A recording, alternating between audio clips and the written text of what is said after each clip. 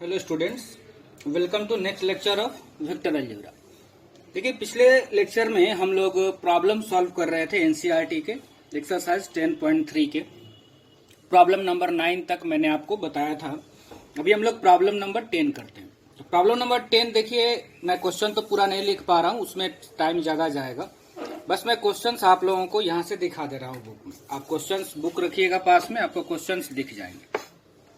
तो देखिए, 10 number problem में आपको क्या दिया हुआ है कि if vector A is equal to 2i cap plus 2j cap plus 3k cap. तो पहले मैं यहाँ पे लिखते भी जाता हूं जो चीज गिवन है। तो सबसे पहले आपको गिवन क्या है 10 नंबर में कि vector A is equal to 2i cap plus 2j cap plus 3k cap.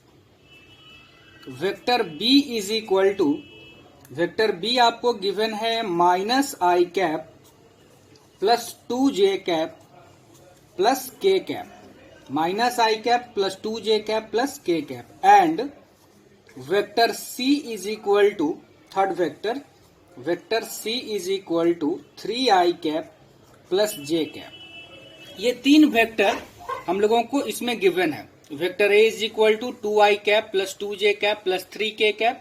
Vector B is equal to minus I cap plus 2j cap plus k cap. And vector C is equal to 3i cap plus j cap. Are such that, ये इस तरह से vector हैं कि vector A plus lambda times vector B is perpendicular to C. क्या दिया हुआ है इधर आप देखिए कि vector A plus lambda times vector B जो है वो परपेंडिकुलर है वेक्टर सी के। तब आपको बताना है कि लेमडा का क्या वैल्यू होगा। तो देखिए, बहुत सिंपल प्रॉब्लम है। हमको सबसे पहले निकालना होगा vector A plus lambda times vector B. तो हम लोग पहले उसको निकाल लिया जाए, ठीक है ना। तो now vector A plus lambda times vector B is equal to, देखो आप, वेक्टर ए कितना है 2i cap plus 2j cap plus 3k cap और plus lambda times vector B है minus I cap plus 2j cap plus k cap. तो ये हमारा हो जाएगा vector A plus lambda times vector B. अब जरा आप सोचो, हम लोग पहले इन दोनों को क्लब कर लेते हैं, मतलब आई वाले कोफिशिएंट्स को एक साथ, जे वाले को एक साथ और के वाले को एक साथ। तो आई का कोफिशिएंट यहाँ पे है 2 और जब हम ऐड करेंगे इसमें तो ये हो जाएगा माइनस लेमडा। तो ये हो जाएगा 2 minus lambda I cap plus J cap का यहाँ है 2 और जे कैप का यहाँ कितना हो जाएगा, देखिए 2 में लेमडा से मल्टीप्लाई हो जाएगा तो हो जाएगा 2 लेमडा। तो ये मैंने लिखा 2 प्लस 2 लेमडा जे कैप प्लस के कैप का देख लिया जाए तो यहाँ 3 है और यहाँ के कैप का कुछ नहीं है तो सिर्फ लेमडा हो जाएगा। लेमडा इंटू 1 है ना, यहाँ कुछ नहीं है तो 1 इंटू लेमडा लेमडा, तो 3 प्लस लेमडा के कैप। ये हमारा क्या हो गया, vector A plus lambda times vector B. अब प्रॉब्लम में ये कहा जा रहा है कि ये जो वेक्टर है वो वेक्टर सी के परपेंडिकुलर है।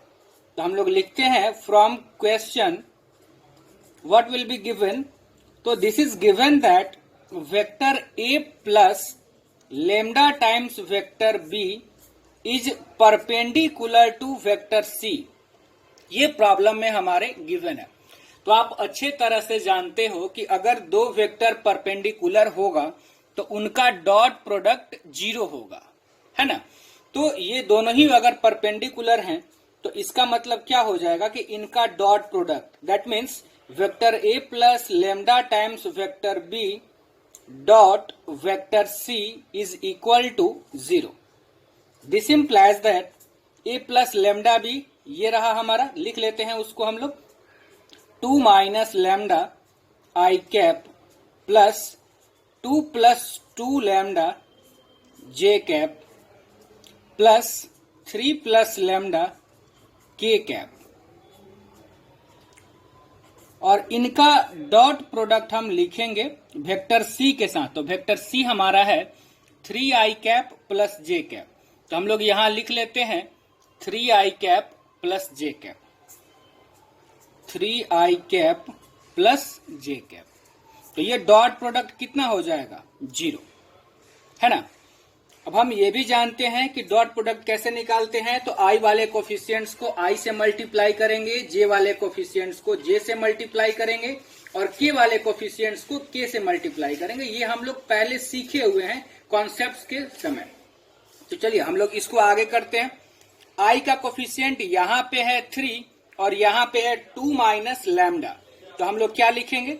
3 टाइम्स 2 माइनस लैम्डा प्लस जे कैप का कोफिशिएंट्स यहाँ है 1 और यहाँ है 2 प्लस 2 लैम्डा। अब के कैप इसमें है ही नहीं, मीन्स के कैप का कोफिशिएंट्स कितना है?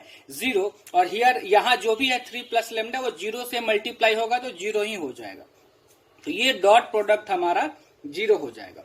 हम लोग पहले पढ़े हुए हैं कि अगर दो वेक्टर परपेंडिकुलर हो तो दोनों का डॉट प्रोडक्ट 0 होता है, या अगर किसी दो वेक्टर का डॉट प्रोडक्ट 0 हो that means either first vector is 0 और सेकंड वेक्टर इज 0 और बोथ आर परपेंडिकुलर। तो देखिए यहां से अब हम लोगों को क्या मिलेगा? 6 minus 3 lambda plus 2 plus 2 lambda is equal to 0। तो ये देखिए 6 प्लस 2 8 और ये हो जाएगा minus lambda is equal to 0। This implies that lambda is equals to 8। ठीक है, कोई दिक्कत नहीं। आगे बढ़ते हम लोग प्रॉब्लम नंबर 11 की तरफ। आगे बढ़ते हैं प्रॉब्लम नंबर 11 की तरफ। तो 11 नंबर प्रॉब्लम है हमारा। देखिए आपको 11 नंबर में शो करना है कि ये एक वेक्टर है, modulus of vector A into vector B plus modulus of vector B into vector A is perpendicular to this vector. यानी ये वेक्टर और ये वेक्टर एक दूसरे के परपेंडिकुलर हैं, ये हम लोगों को शो करना है। बिल्कुल प्रीवियस प्रॉब्लम की तरह है। परपेंडिकुलर शो करना है तो क्या शो करेंगे कि इनका डॉट प्रोडक्ट 0 है। तो पहले हम दोनों वेक्टर को कुछ नाम दे देते हैं। तो हमने देखा अभी कि दोनों ही वेक्टर में ए और बी यूज हुए हैं, तो इसीलिए हम उनको नाम दे देते हैं सी और डी। तो हम मान लेते हैं पहले वेक्टर को वेक्टर सी। तो मैंने लिखा let vector C is equal to, जो गिवन है वो मैं लिख लेता हूं, आप बुक्स को अपने पास रखेंगे। Magnitude of vector A into vector B plus magnitude of vector B into vector A and vector D is equal to magnitude of vector A into vector B minus magnitude of vector B into vector A. अब problem में ये given ये कहा जा रहा है कि ये दोनों परपेंडिकुलर हैं, ये आपको शो करना है। तो अगर हम लोग ये शो कर दिया जाए कि दोनों का डॉट प्रोडक्ट 0 है तो ये प्रूफ हो जाएगा कि दोनों परपेंडिकुलर है।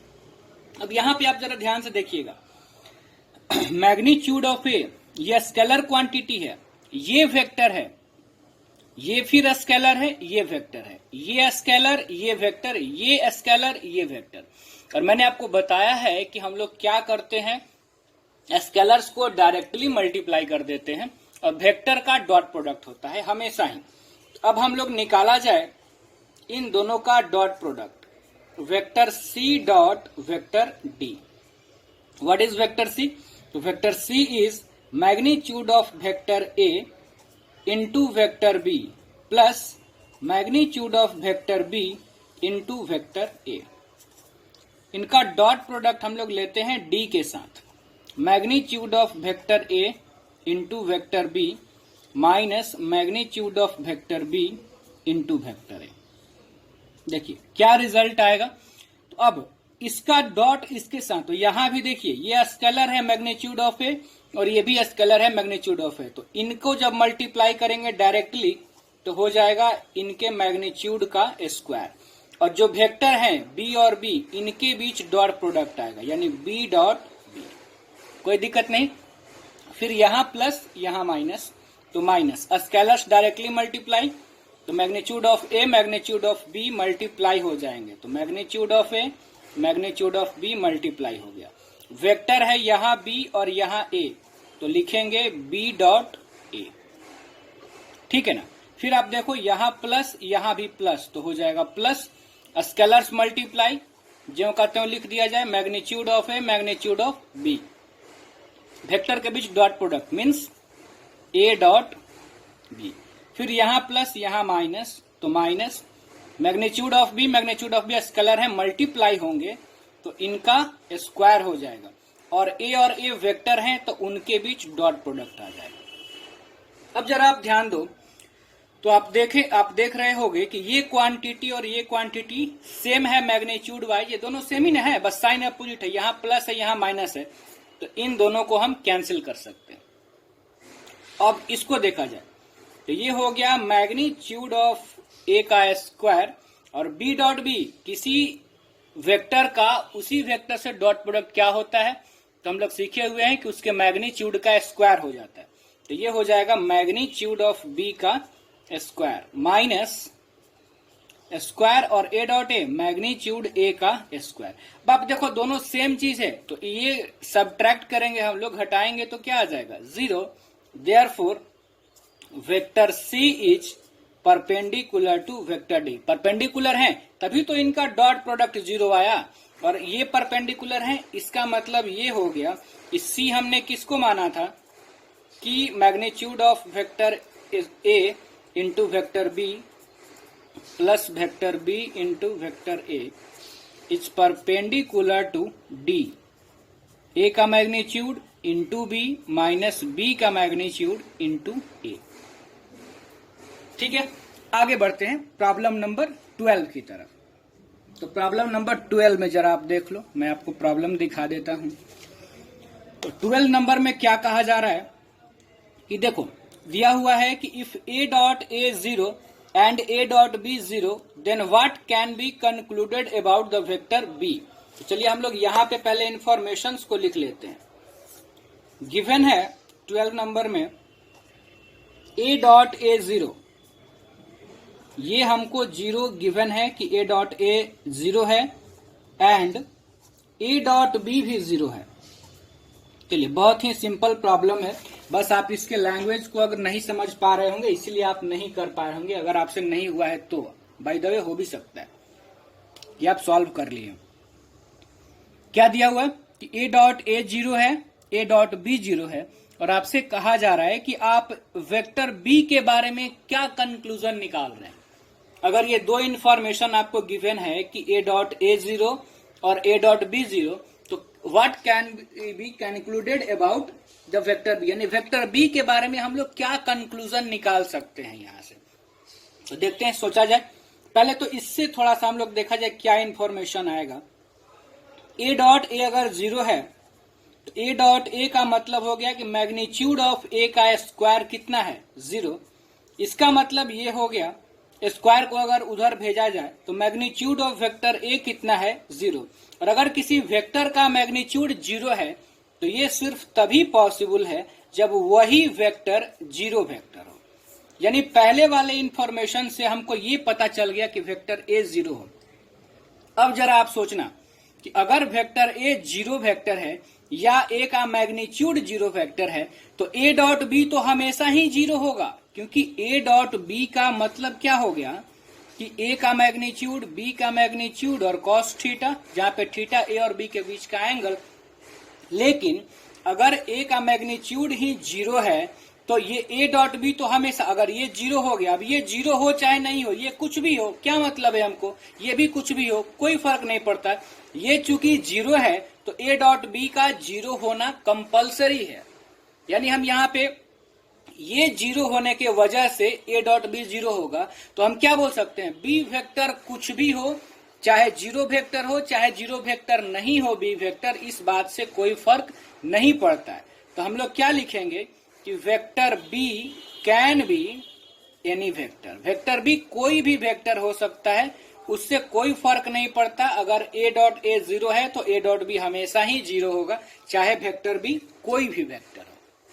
बिल्कुल क्लियर होगा। आगे हम लोग बढ़ते हैं प्रॉब्लम नंबर 13 की तरफ। चलिए देखिए 13 नंबर प्रॉब्लम हम लोग देखते हैं। क्या इसमें कहा जा रहा है 13 नंबर में कि if A B and C, तीन वेक्टर हैं A B C, are unit vectors, तीनों यूनिट वेक्टर्स हैं, इस तरह से है कि तीनों का sum vector A plus vector B plus vector C 0 है, तब हमको वैल्यू निकालना है A dot B, B dot C plus C dot A का। तो चलिए पहले मैं आपको यहां पे लिख देता हूं कि क्या क्या गिवन है। तो given vector A comma vector B comma vector C are unit vectors. क्या गिवन है हम लोगों को कि ये तीनों ही वेक्टर यूनिट वेक्टर है। इसका मतलब क्या हो गया कि इनका जो मैग्नीट्यूड होगा वो 1 होगा, क्योंकि यूनिट वेक्टर का मैग्नीट्यूड कितना होता है, 1 होता है। ये आप लोगों को अच्छे से पता है। तो दैट इज करके हम लोग लिख सकते हैं magnitude of vector A equal to magnitude of vector B equal to magnitude of vector C is equal to 1, और इसको मैंने मान लिया रिजल्ट नंबर 1। और क्या इंफॉर्मेशन दिया हुआ है क्वेश्चन में, एंड ये गिवन है कि vector A plus vector B plus vector C is equal to 0 vector, ये भी गिवन है। और अब मैं ये सोचूंगा कि आपको निकालना क्या है, इस बात के तरफ भी आपका ध्यान होना चाहिए।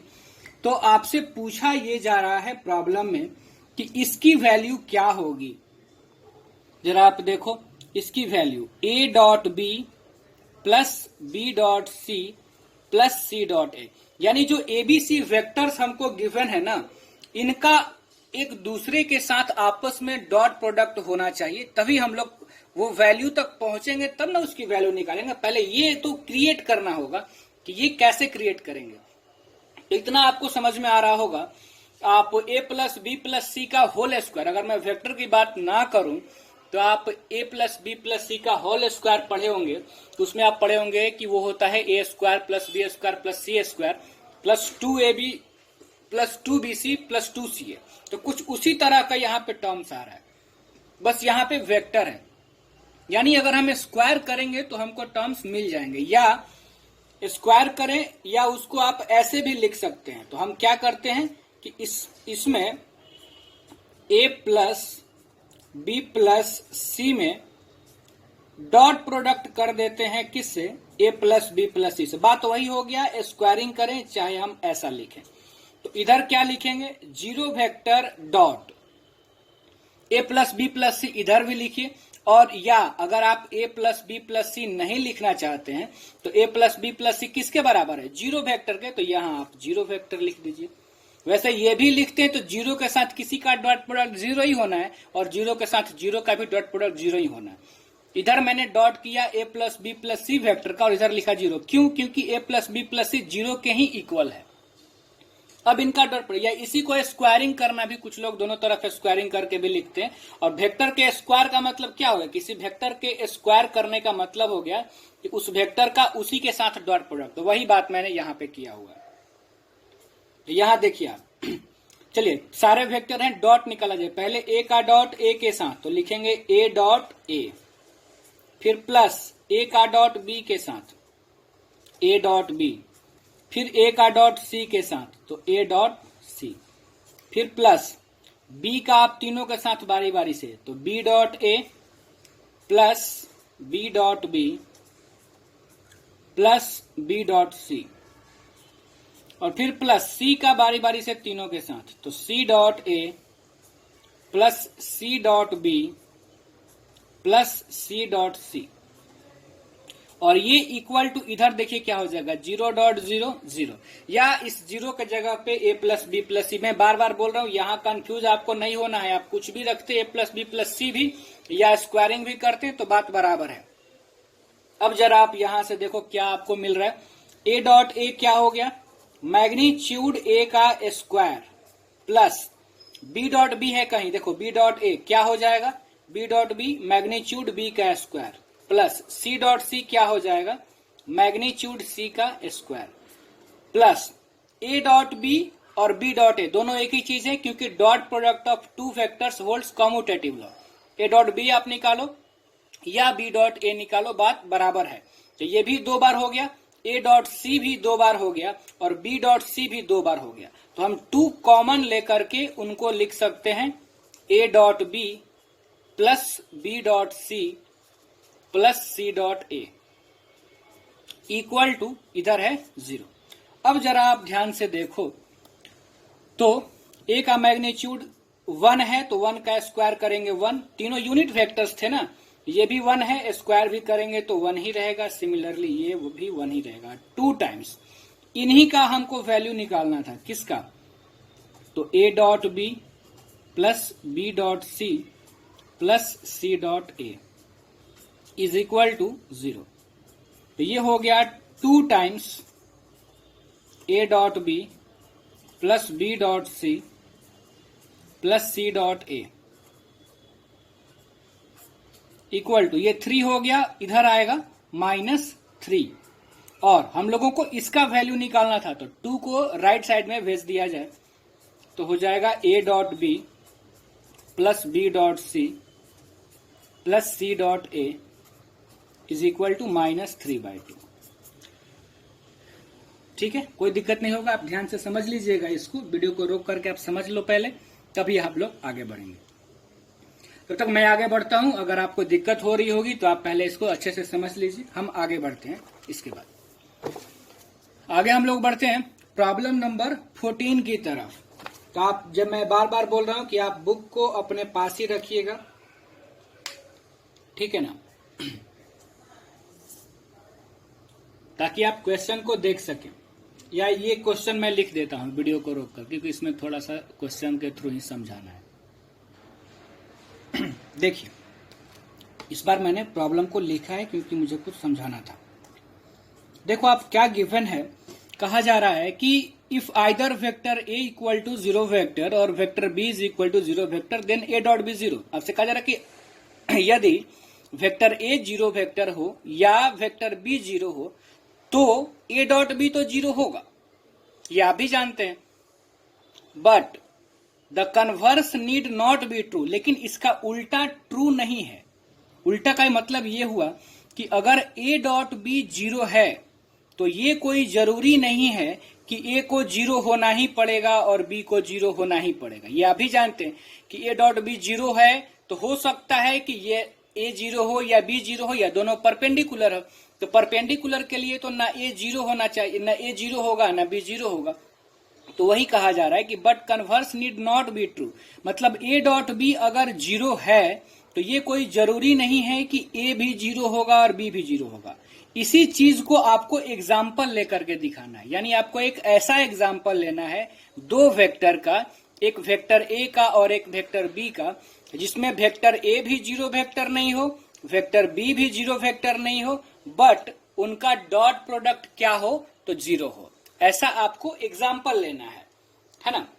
तो चलिए हम लोग एग्जाम्पल ले लेते हैं। तो इसमें बहुत सिंपल है, आप कुछ भी ले सकते हैं। आप अगर क्लास में होते हैं तो मैं 2-3 एग्जाम्पल से आपको दिखा देता। जैसे ए वेक्टर ए, मेरा जो मन किया मैंने ले लिया 2i cap plus 3j cap plus 4k cap, बहुत ही सिंपल सा वेक्टर, ये मैंने एग्जाम्पल ले लिया। And vector B is equal to, अब यहां पे मैं थोड़ा सा ध्यान दूंगा, जैसे यहां मैंने कुछ भी ले लिया, जैसे मान लो मैंने ले लिया i cap plus 3j cap ही ले लेते हैं।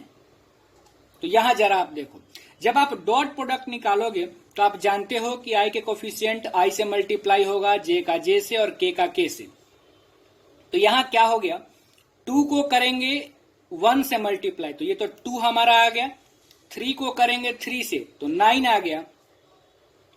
तो ये 2 और ये प्लस 9 हो गया कितना, 11। तो हमको ये सोचना है कि यहाँ पे k वाले से हम -11 क्रिएट कर लें। तो अगर यहाँ पे k वाले को हम -11/4 k कैप ले लेंगे तो हमारा काम बन जाएगा। हम क्या किए, एक वेक्टर अपने मन से मैंने कुछ भी लिख लिया, दूसरे वाले वेक्टर का भी 2 टर्म्स मैंने कुछ भी लिख लिया, और फिर मैंने मन में डॉट प्रोडक्ट निकाल के देखा कि क्या आएगा इनका डॉट, क्योंकि डॉट प्रोडक्ट 0 होना चाहिए, तभी हम एग्जाम्पल दे रहे हैं ना, वही हमने एग्जाम्पल हम लोगों को लेना है। तो ये हो गया 2 × 1 2 प्लस ये 3 × 3 9, तो ये 11 आ रहा था, यानी इनका प्रोडक्ट -11 आएगा, तब ये पूरा डॉट प्रोडक्ट 0 हो जाएगा। तो वैसा ही मैंने लिया है ये सोच करके कि कैसे -11 आएगा। अब आप यहां पे बोल सकते हैं कि here vector A not is equal to 0 vector. जैसा कि आप देख रहे हैं ए का मैग्नीट्यूड 0 नहीं है, वो 0 वेक्टर नहीं है। एंड वेक्टर बी भी हमारा 0 वेक्टर नहीं है, इसका भी मैग्नीट्यूड 0 नहीं है, ना ये 0 वेक्टर है। बट आप इनका डॉट प्रोडक्ट निकाल करके दिखा दो, एक 0 है तो आपका प्रूफ हो जाएगा जो आपसे क्वेश्चन में कहा जा रहा था। तो 2i cap plus 3j cap plus 4k cap dot i cap plus 3j cap minus 11/4k cap.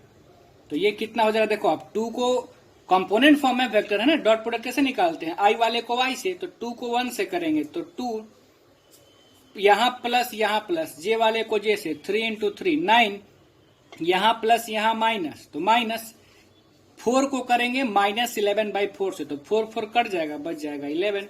तो ये हो गया 11 - 11 0। हेंस द रिजल्ट, जो आपसे पूछा जा रहा था वो आपने दे दिया। आगे बढ़ते हैं हम लोग नेक्स्ट प्रॉब्लम की तरफ। देखिए 15 नंबर में भी मैं थोड़ा सा इंफॉर्मेशन लिख लिया हूं जिससे मैं आपको क्वेश्चन बता सकूं। इसमें गिवन था कि एक ट्रायंगल एबीसी है जिसमें ए वर्टेक्स का कोऑर्डिनेट है 1, 2, 3, बी वर्टेक्स का कोऑर्डिनेट है -1, 0, 0 और सी का कोऑर्डिनेट है 0, 1, 2। ये किसी ट्रायंगल के वर्टिसेस हैं, मान लेते हैं। बस ये समझाने के लिए, जरूरी नहीं कि आप एग्जाम में ट्रायंगल बनाएं।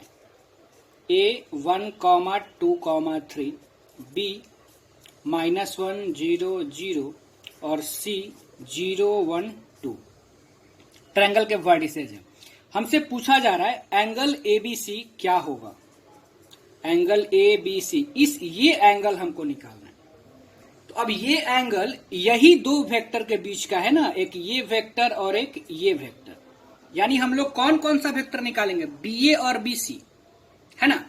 तो हम लोगों को निकालना होगा वेक्टर बीए और वेक्टर बीसी, और दो वेक्टर मिल जाएगा तो हम उनके बीच का एंगल, तो आपको मैंने पहले ही बताया, तो मैं थोड़ा सा सॉल्व करके बाकी छोड़ दूंगा। तो इस एंगल के लिए सबसे पहले हम लोगों को निकालना होगा वेक्टर बीए।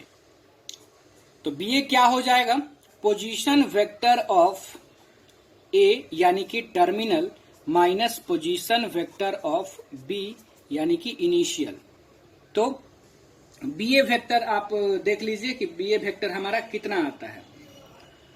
तो ये हो जाएगा ए का position vector I cap plus 2j cap plus 3k cap minus B का position vector minus I cap, बाकी तो जे और के 0 ही हो जाएंगे ना, तो ये माइनस माइनस प्लस हो जाएगा। तो बीए वेक्टर आ गया 2i cap plus 2j cap plus 3k cap, ये हो गया आपका वेक्टर बीए। एंड दूसरा कौन सा हमको वेक्टर निकालना पड़ेगा, बीसी। तो बीसी वेक्टर कैसे निकलेगा आपको अच्छे तरीके से पता है, position vector of C minus position vector of B. तो सी है तो वो बस हो जाएगा जे कैप प्लस 2k कैप, क्योंकि आई वाला 0 है तो 0i कैप हो जाता, और ये हो जाएगा माइनस आई कैप, तो ये माइनस माइनस प्लस हो गया, यानी बीसी वेक्टर आ गया हमारा आई कैप प्लस जे कैप प्लस 2k कैप, ये आ गया हमारा वेक्टर बीसी। और ये है हमारा वेक्टर बीए। निकालना क्या है, इन दोनों के बीच का एंगल हमको पता करना है। तो आपको मान लो कि आप एंगल अगर थीटा है तो cos theta is equal to, मैंने आपको बताया है क्या हो जाएगा, BA dot BC divided by BA का मैग्नीट्यूड और बीसी का मैग्नीट्यूड। कंपोनेंट फॉर्म में वेक्टर्स हैं, एंगल निकालना आपको सिखाया गया है। आगे बढ़े, चलिए आगे बढ़ते हैं प्रॉब्लम नंबर 16 की तरफ। तो 16 प्रॉब्लम क्या है देख लिया जाए। इसमें हमको शो करना है 3 पॉइंट गिवन है और शो करना है कि तीनों ही पॉइंट कोलिनियर हैं। बहुत ही सिंपल प्रॉब्लम है, तो पहले मैं पॉइंट आपको दिखा देता हूं, लिख देता हूं। गिवन पॉइंट्स आर ए, तो ए है 1,2,7, बी 2,6,3 एंड सी 3,10,-1। ये 3 पॉइंट आपको गिवन है और ये तीनों ही पॉइंट कोलिनियर हैं, ऐसा आपको दिखाना है। तो बहुत सिंपल है, आप तीनों वेक्टर लिख लीजिए, ए बी, बी सी, सी ए। आपको पता है कैसे लिखना है, पोजीशन वेक्टर करके, और तीनों का मैग्नीट्यूड आप निकाल लीजिए। तीनों का मैग्नीट्यूड, ए बी का मैग्नीट्यूड आप निकाल लेना, बी सी का भी मैग्नीट्यूड आप निकाल लेना, और सी ए का भी मैग्नीट्यूड आप निकाल लेना। अभी जब आप वीडियो देखें उसी समय आप निकालें, और आप देखेंगे कि इन तीनों में से दो छोटा वाला जो मैग्नीट्यूड होगा आप उसको जोड़ेंगे तो बड़ा वाला मैग्नीट्यूड आ जाएगा। आपको याद होगा कि 11th में भी डिस्टेंस फार्मूला पढ़ने के बाद हम लोग कोलिनियर शो करते थे 3 पॉइंट को कि ए बी सी, तो हम लोग डिस्टेंस निकाल लेते थे ए बी, बी सी और ए सी, और दो छोटा वाला डिस्टेंस जोड़ने पर अगर बड़ा वाला डिस्टेंस आ गया तो हम लोग बोलते थे कि पॉइंट्स कोलिनियर है। सेम यहाँ पर आप तीनों वेक्टर निकालिए, ए B B C C A या ए बी बी सी ए सी, कोई भी आप निकाल सकते हैं क्योंकि मैग्नीट्यूड में फर्क नहीं आपको पड़ेगा। और आप तीनों का मैग्नीट्यूड निकालिए, दो छोटा वाला मैग्नीट्यूड आप ऐड करेंगे तो वो तीसरे वाले वेक्टर के मैग्नीट्यूड के बराबर आ जाएगा। तो आपको क्या मिल जाएगा कि पॉइंट्स कोलिनियर हैं। मैं इनको सॉल्व नहीं कर रहा हूं क्योंकि कुछ करना है नहीं इसमें। आगे अगर हम लोग बढ़े, प्रॉब्लम नंबर 17 भी देखिए, बहुत ज्यादा आसान है। तो 17 में आपसे कहा जा रहा है कि सो दैट द वेक्टर्स, आप देखिए क्या क्या वेक्टर गिवन है, 2i कैप माइनस जे कैप प्लस के कैप, एक ये वेक्टर है, और दूसरा है i cap minus 3j cap minus 5k cap, और तीसरा है 3i cap minus 4j cap minus 4k cap. कहा जा रहा है कि शो कीजिए कि ये तीनों ही वेक्टर किसी राइट एंगल ट्रायंगल के वर्टिसेस हैं। शो करना है कि ये वेक्टर राइट एंगल ट्रायंगल, तो जैसे आप मान लेते हैं कि ये है हमारा पॉइंट ए का पोजीशन वेक्टर, ये है बी का और ये है सी का। तो बस आप वेक्टर निकाल लो पहले। राइट एंगल ट्रायंगल का मतलब क्या, या तो आप मैग्नीट्यूड से भी दिखा सकते हो, Pythagoras theorem, A B B C C A, या आप तीनों वेक्टर निकालो। ए बी कैसे निकालोगे, position vector of B minus position vector of A, और आपको गिवन है ये है बी का पोजीशन वेक्टर, ये है ए का पोजीशन वेक्टर। आप ए बी बी सी सी ए निकालो, पाइथागोरस थ्योरम दिखा दो, या आप ए बी बी सी सी ए निकाल लो और किसी दो का डॉट प्रोडक्ट भी आप 0 दिखा दो। कोई दो का डॉट प्रोडक्ट 0 जरूर आ जाएगा, तो ये प्रूफ हो गया कि वो क्या हो जाएगा, तो 90 डिग्री का एंगल हो रहा है तो वो राइट एंगल ट्रायंगल का फॉर्मेशन करेगा। या आप पाइथागोरस थ्योरम से दिखा सकते हैं, बहुत ही आसान प्रॉब्लम है, ये भी मैं आपके लिए छोड़ रहा हूं, आप इस बार भी इसको कर लेंगे। इस एक्सरसाइज का लास्ट प्रॉब्लम हम लोग देखते हैं। इसमें कहा जा रहा है, आप देख लो प्रॉब्लम, पहले आप देख लो थोड़ा, देखो इसमें कहा जा रहा है कि if vector A is a non zero vector of magnitude A and lambda is a non-zero scalar, then lambda into vector a is unit vector। कब वेक्टर a के बारे में आपको क्या दिया, वेक्टर a का मैग्नीट्यूड है a, और ये वेक्टर a नॉन जीरो है। लैम्डा कहा जा रहा है कि जीरो नहीं है, लेकिन लैम्डा भी एक तरह का स्केलर है। ये अगर यूनिट वेक्टर है, कौन, लेमडा इंटू वेक्टर ए अगर यूनिट वेक्टर है तो 4 ऑप्शन है। तो अगर ये यूनिट वेक्टर है तो आप बताओ इसकी मैग्नीट्यूड कितनी हो जाएगी, 1 हो जाएगी। तो अगर ये मैग्नीट्यूड 1 हो गई तो आपने स्केलर प्रोडक्ट पढ़ा था, मैंने आपको वेक्टर का कि अगर के कोई वेक्टर है, कोई स्केलर, सॉरी ए वेक्टर है और के कोई स्केलर है, तो इनका प्रोडक्ट हम लोग दिखाते हैं के इंटू वेक्टर ए से, ये मैंने आपको बताया हुआ है। तो उसी तरह से आप सोचो, इसको जब हम अलग अलग करेंगे तो हम लिखेंगे magnitude of lambda magnitude of vector A is equal to 1। तो यहां से हम लोग लिख सकते हैं ए का मैग्नीट्यूड, तो ए दिया हुआ है कि ए इंटू लैम्डा का मैग्नीट्यूड 1, तो ए कितना हो जाएगा, 1 बाई मैग्नीट्यूड ऑफ लैम्डा। देखिए लैम्डा का मॉडुलस मैंने इसलिए नहीं हटाया क्योंकि लैम्डा पॉजिटिव है कि नेगेटिव है ये मुझे नहीं पता, सिर्फ स्केलर है और जीरो नहीं है, तो नेगेटिव ही तो हो सकता था, तो इसलिए मैंने नहीं हटाया। तो ए का ये वैल्यू आएगा। ऑप्शन इसी तरह का था कि लेमडा 1 लेमडा -1, तो लेमडा क्या है तो ये बताना पॉसिबल नहीं है। ए मॉडुलस ऑफ लेमडा के इक्वल है या ए 1 बाई मॉडुलस ऑफ लेमडा के इक्वल, तो यही हमारा आंसर आया डी। इस तरह से हम लोगों का एनसीईआरटी का 10.3 कंप्लीट हो गया डॉट प्रोडक्ट। कल मैं आपको पढ़ाऊंगा cross product of two vectors का कॉन्सेप्ट। एक क्लास लगेगा क्रॉस प्रोडक्ट में और उसके प्रॉब्लम डिस्कशन में हो सकता है कि 2 क्लास लगे एनसीईआरटी के। फिर हम लोग एनसीईआरटी के मिसलेनियस भी एक्सरसाइज के सारे प्रॉब्लम्स को करेंगे और फिर जो भी एग्जाम्स में आए हुए हैं बिहार बोर्ड के एग्जाम्स में या फिर सीबीएसई बोर्ड के एग्जाम्स में, वो सारे प्रॉब्लम्स को हम लोग यहाँ पे डिस्कस करेंगे, तब हमारा वेक्टर कंप्लीट होगा। चलिए आज इतना ही हम लोग सीखेंगे।